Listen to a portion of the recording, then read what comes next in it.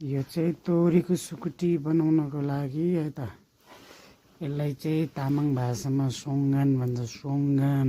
यसमा चाहिँ पिठो अनि त्यो सोङ्गान हालेर चाहिँ यसरी पुरै चलाएर राख्ने। अनि यहाँ चाहिँ यति चाहिँ त्यो पानीमा बेसार हालेर ट्याक्क उमाल्ने। पहिला पानी उम्लिसकेपछि मात्रै हालेर चलाउने। अहिले चाहिँ ट्याक्क पानी उम्लिसक्यो साथीहरू। अब यसलाई चाहिँ ट्याक्क हाल्दै चलाउँदै गर्ने, डल्लो हुन नदिने। यस्तरी हाल्ने। लो सर्लक्क हाल्यो, हालिसकेपछि चलाउन सुरु गर्ने। फेरि अहिले चलाउन ढिलो भयो भने डल्लो हुन्छ, यस्तरी हाल्ने। लो यो हालिसकेपछि चलाउने। यसलाई मजाले यसरी चलाउन सुरु गर्ने। फेरि डल्लो हुन्छ, यो डल्लो हुन दिनु हुँदैन। मजाले चलाइराख्ने, केही समय चलाउने।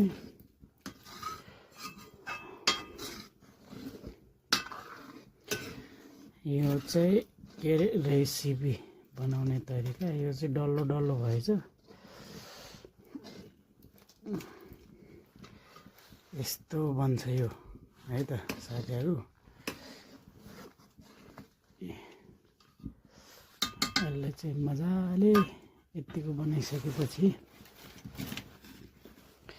हामीले आगोलाई चाहिँ मजाले दन्दनी पालौँ। यसलाई चाहिँ उम्लिन दिनुपर्छ।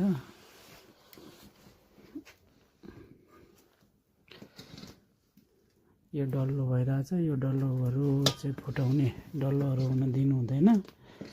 फेरि डल्लो भयो भने भित्र चाहिँ पिठो बस्छ, त्यो पिठो र उसको त्योहरू बस्यो भने चाहिँ हुँदैन। यसलाई चाहिँ के भन्छ, मन्दनीले हुर्सी गर्नु पऱ्यो नि त है। मन्दनी भनेको चाहिँ फोरा। यस्तरी उम्लिन दिने, मजाले पाक्न दिने। यसको यो डल्लोहरू चाहिँ फुटाउनै गाह्रो हुन्छ कि सबैभन्दा।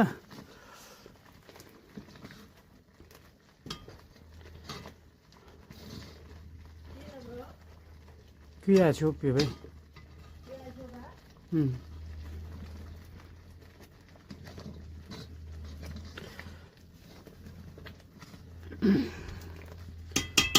यतिको चाहिँ मजाले उमाल्ने हो।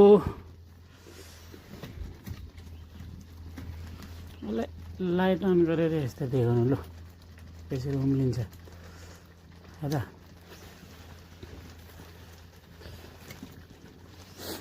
उम्लिरहेछ, पाक्दैछ हाम्रो यहाँ।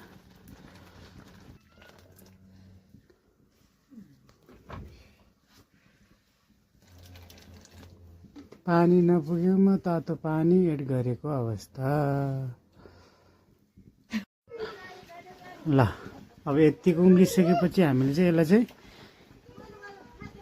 बाहिर निकाल्ने। अनि त्यसपछि यसमा तेल झार्ने है त साथीहरू। ल ग्यासमा चाहिँ प्यान तताउने, यसरी तेल हालेर तताउने। अनि मैले चाहिँ यहाँ जिम्मो काटेर ठिक्क पारेर चाहिँ यो जिम्मोलाई झार्ने त हो। यो पाक्दै गरेपछि यस्तो हुन्छ सोङ्गान। अनि ढ्याक्क यो तेल तातिसकेपछि चाहिँ यो जिम्बुलाई चाहिँ काटेको जिम्बुलाई चाहिँ हामीले यहाँ झार्ने हो। यसरी झैँ पारेर जिम्बुलाई चाहिँ यसरी झैँ पार्ने। जिम्बुको चाहिँ झैँ पारिसकेपछि यसलाई अलिअलि यसरी चलाइदिने। अनि यो चाहिँ तेल रेडी भइसकेपछि अब हामीले अघिनाको सुकुटीमा हाल्ने। सुकुटी भनेको तोरीको सुकुटी हो, सोङ्गान। अनि यसलाई टाढा बसेर हाल्ने हो, फेरि पोल्छ के गर्नु।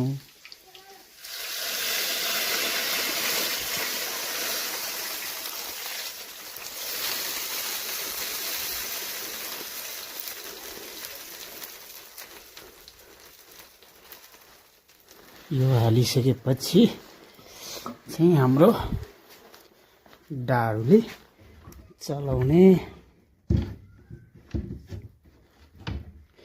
डाडु भन्ने जन्तु कतातिर होला यसलाई यसरी चलाइदिने अनि यहाँ हाल्ने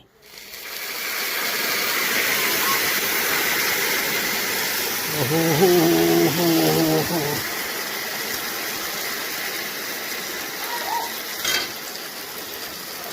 ल है त